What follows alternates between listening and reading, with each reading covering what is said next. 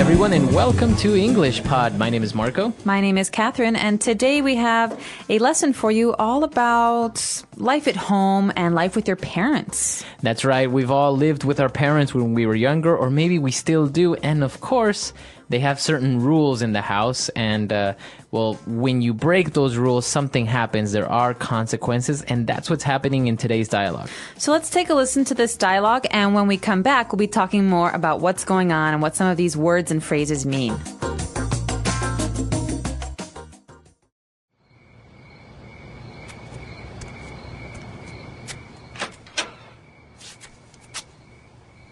Do you know what time it is? 10. Get in this door, young man. It's midnight. You are 2 hours past curfew. I know, but it wasn't my fault. I told Jennifer she had to drop me off before 10, but she wouldn't leave the party. I don't care. You are grounded for life, mister. Mom, that is so unfair. You know the rules, and you broke them. No allowance and no TV for a week. I usually never ground you, but this time I have to put my foot down. What? For being a couple of hours late? You have to be kidding. I don't want to hear it. Now go to your room.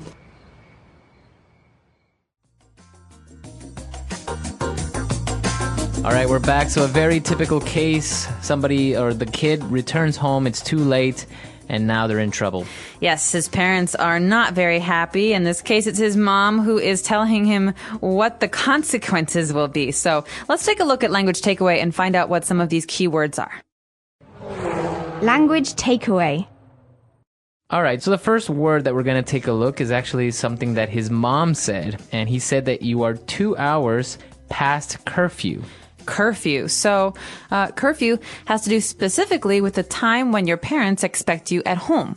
That's right. So if your curfew is 10 o'clock, you have to be home before or by 10 o'clock. Right. So in this case, if the boy's curfew is 10 o'clock and he arrives home at midnight, 12 o'clock, he's 2 hours past curfew. That's right. And even sometimes cities or governments will implement certain curfews at certain times. That's right. And I don't think adults really have curfews at home. No, It depends on what you want, but kids definitely have curfews.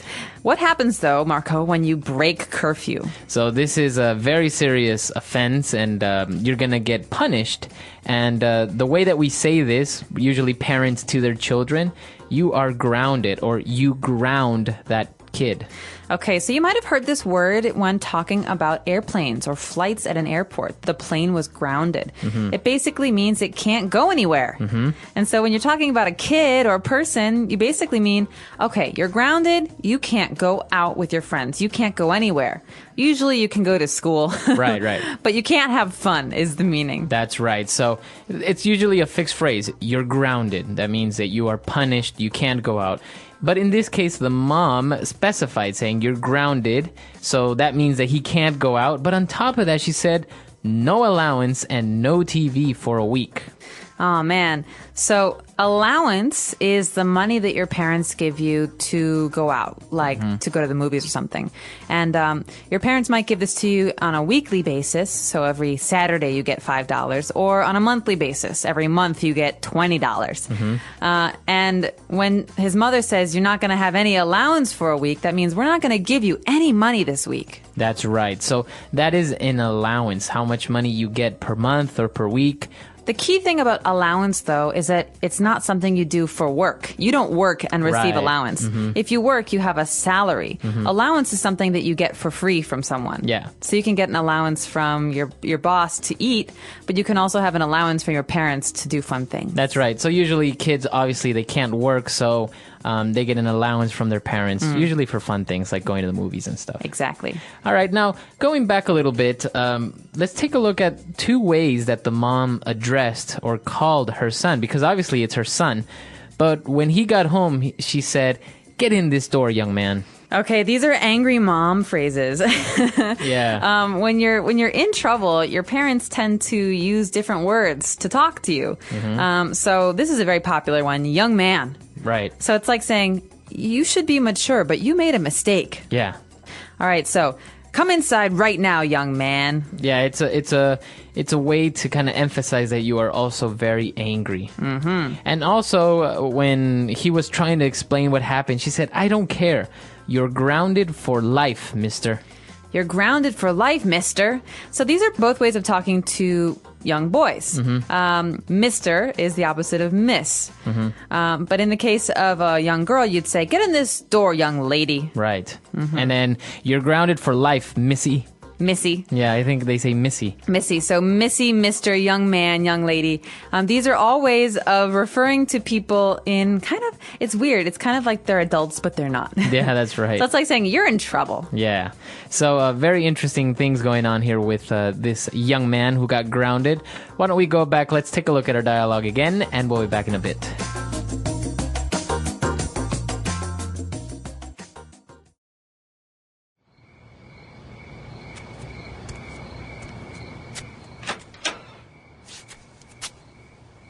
Do you know what time it is?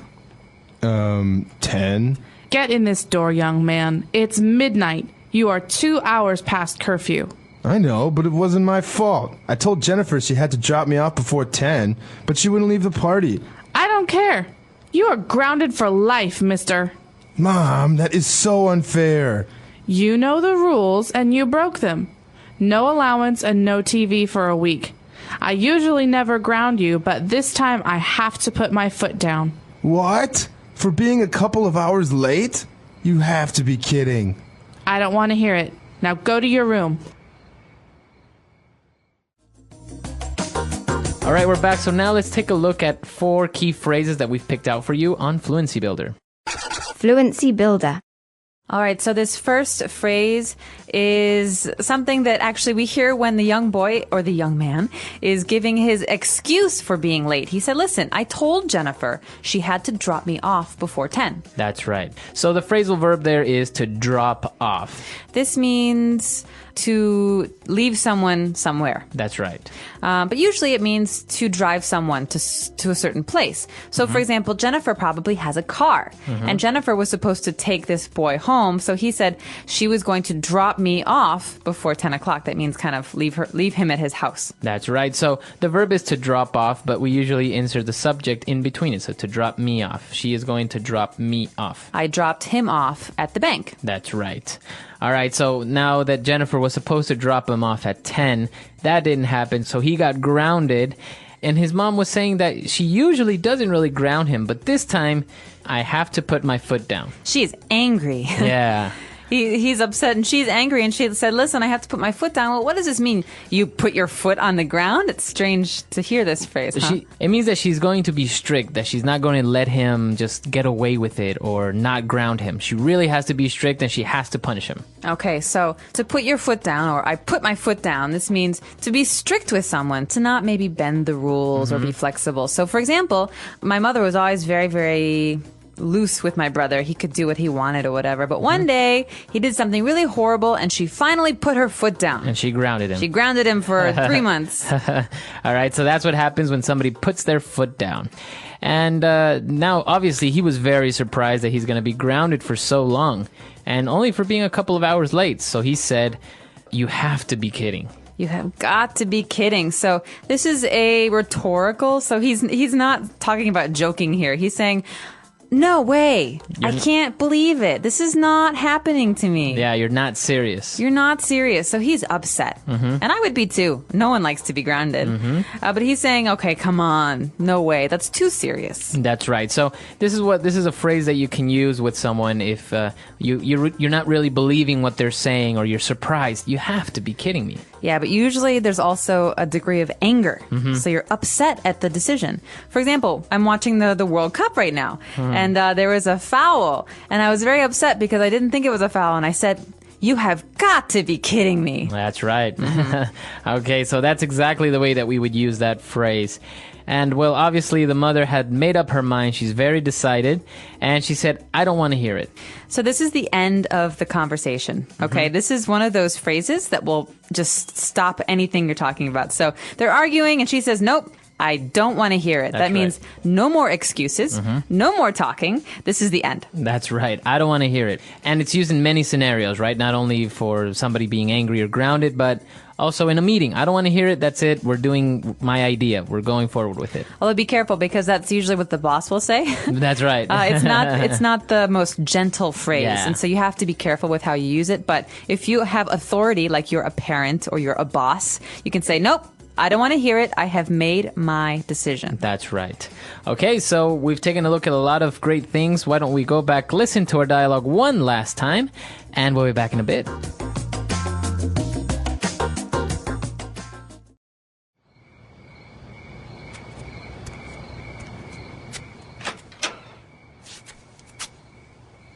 Do you know what time it is?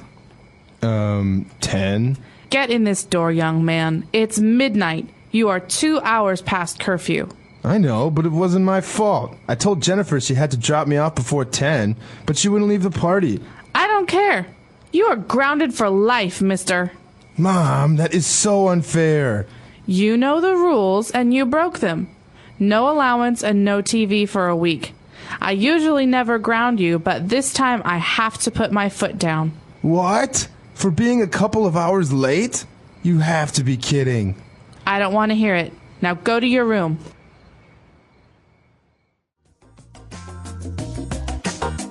All right, we're back. So obviously we've all been grounded. What is the longest you've been grounded for? Do you remember? I was a good girl, so maybe a week. Really?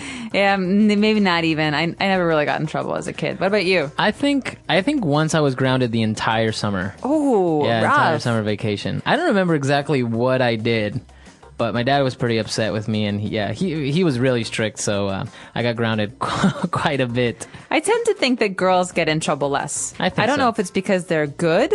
I think probably it's because they're better at hiding things from their parents. Yeah, maybe. Because whenever I would come home, my mother would always wake up, but she doesn't really understand what time it is. And so I'd say, oh, Mom, it's 11 o'clock. Good night. Yeah. And it'd be like 4 o'clock in the morning, and she had no idea. So who was the person or the parent that put their foot down? Was it your mom or your dad? My dad was the serious one. Oh, yeah. really? Mm-hmm. Yeah, it's interesting because sometimes it's the dad that's very strict, and the mom kind of helps you out and tries to kind of not get you grounded or something. But sometimes it's the other way around. The mom is really strict and firm, and the dad's like, come on, don't ground him. They're just having fun. Yeah. Well, I think in some families, the children understand who is strict and who is maybe not so strict. Right. And so they say, oh, well, Mom said that it's okay, so I think maybe you should let me go out. And the dad will be very angry because the mother said that it's okay. That's right. All right, so that's all the time we have for today. We're really curious to get your stories. Maybe tell us, why were you grounded, or how long were you grounded for? Or what was your curfew when you were a child or growing up? Our website is englishpod.com. We hope to see you there. All right, we'll see you guys there. Bye. Bye.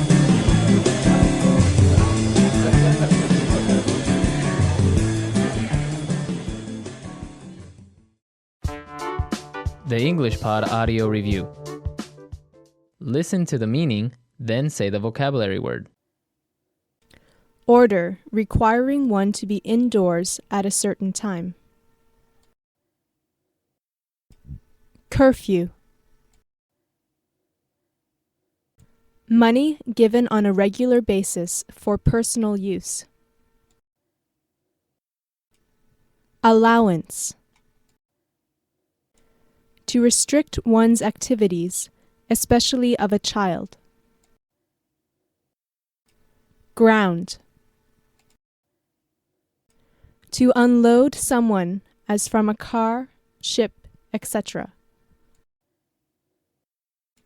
Drop one off. Let's try that faster. Money given on a regular basis for personal use. Allowance.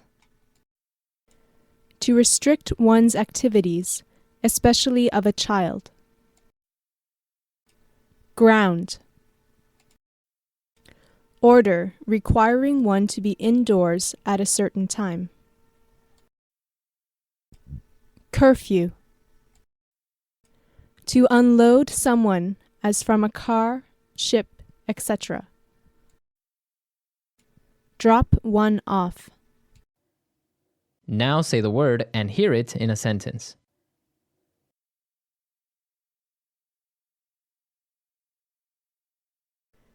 Can you drop me off at school on your way to work?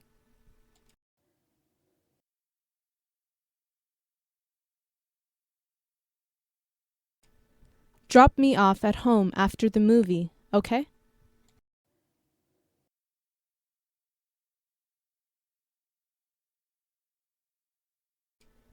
If you don't drop me off at the party now, I will scream. Curfew.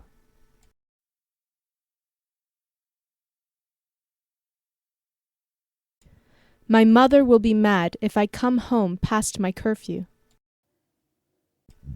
Curfew.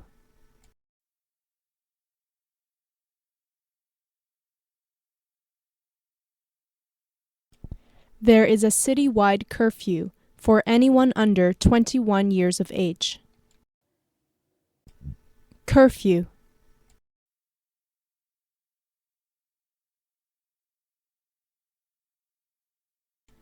When I was younger, my curfew was at 11 o'clock at night. Allowance.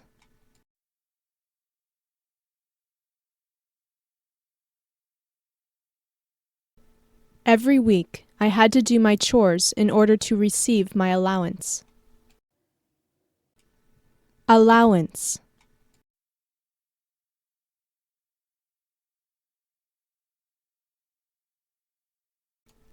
My husband gave me a spending allowance of $5,000 a month. Allowance.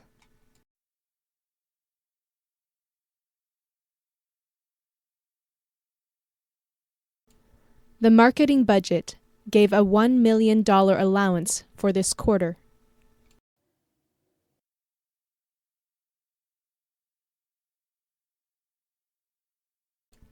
I broke my mother's favorite vase, so she grounded me.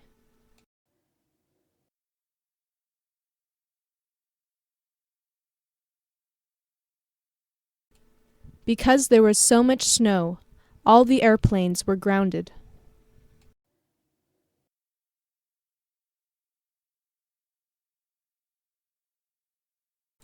I received an F in math, so my father grounded me.